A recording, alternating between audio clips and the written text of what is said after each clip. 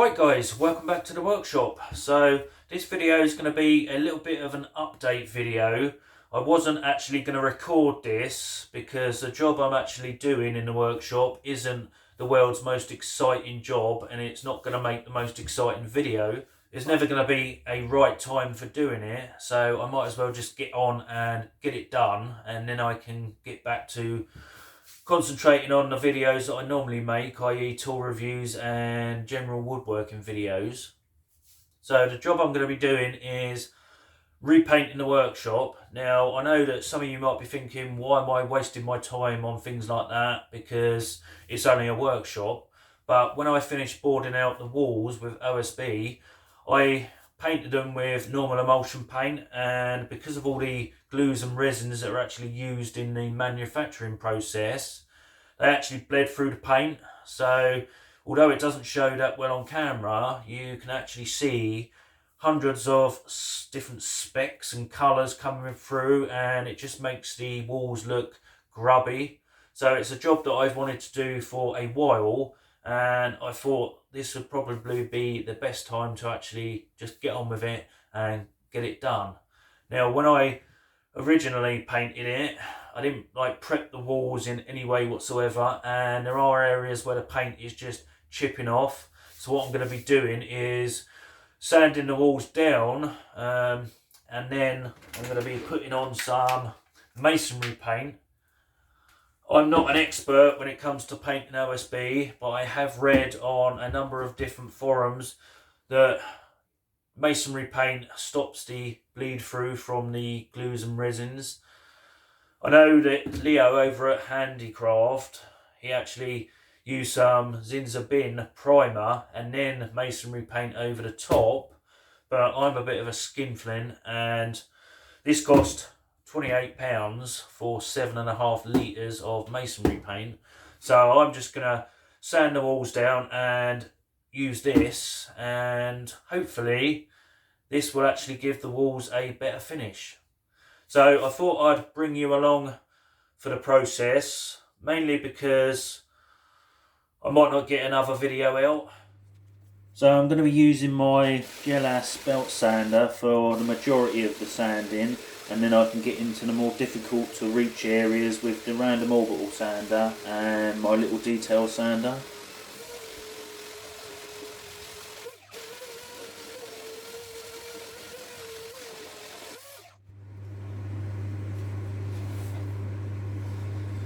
Well, that is coming off way too easy. Now in one way that's a good thing, but it just shows if you don't actually take the time to prep the walls in any way, by sanding them down beforehand, that normal paint is absolutely no good for OSB. I also want to point out just how well this air filtration unit works. I had it running on low the entire time I was sanding, and it does a brilliant job of clearing the workshop. This is going to make a ton of mess. I'm actually glad I've got this belt sander, because doing it without it would have been an absolute nightmare, and I've used this for prolonged lengths of time and it's performed flawlessly. So sanding the walls was relatively easy, but when it came to doing the ceiling, that was an absolute nightmare.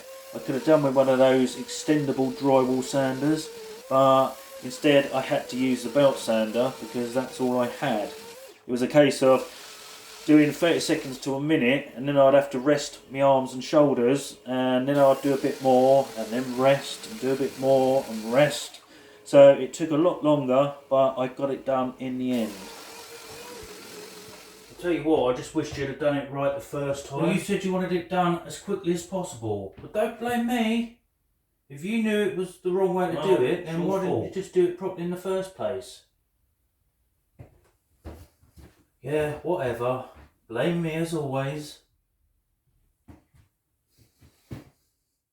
So I said at the start of the video I wouldn't actually be priming the walls, but I changed my mind with that, working on the basis that a thin coat of primer would probably be better than no primer at all. So I purchased some Leyland Trade latex primer and undercoat, and just about managed to do the entire workshop with 2.5 litres, which I've got to say I was quite surprised about. I didn't actually think I'd get it all done. So it's only a light coat, but like I've said, a light coat is better than no coat at all. So this is after the first coat of primer.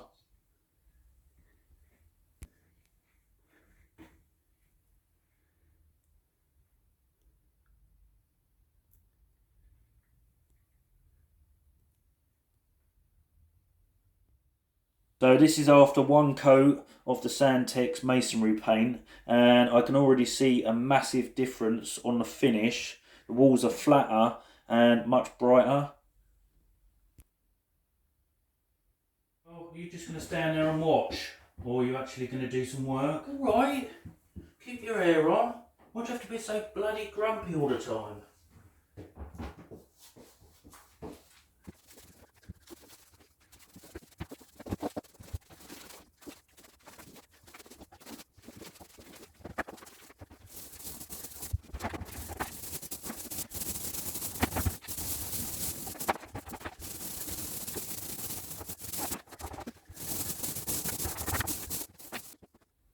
So this is now after 2 coats of the Sandtex masonry paint, and I'm loving it so far. It definitely looks so much brighter.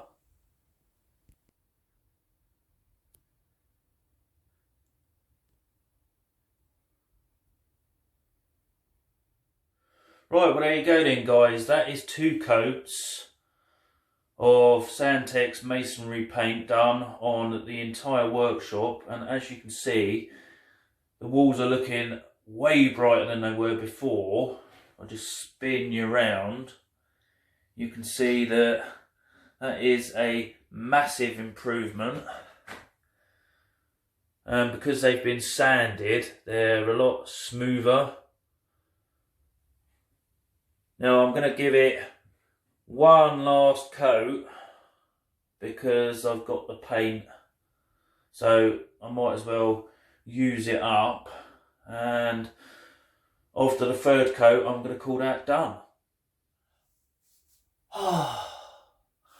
Finally, after what seems like an absolute eternity of sanding and repainting, the workshop is finished as far as the painting goes. So I'm nearly at the point where I can actually reorganise the workshop, put the French cleats back on the wall, put my tool holders up, but there's one last job I need to do before I can get to that point, and that is going to be laying the new workshop flooring. So this is actually a job that I've been wanting to do for a while. I think it's going to transform the workshop dramatically, and I can't wait to actually see it down. So I wasn't actually planning on doing the flooring right now, but it's probably the perfect time to do it since I've just finished repainting the workshop walls. I was actually in the process of saving up for the first part of my dust extraction, and although I've now got the money this month to purchase it, it's out of stock and only available on back order, so I'm going to be waiting a minimum of 12 weeks for the item to come back in stock. So thought, why the hell not spend a little bit of that on the flooring and get that done, and then in the meantime I can continue saving, and when it comes back in I can get on with the dust extraction.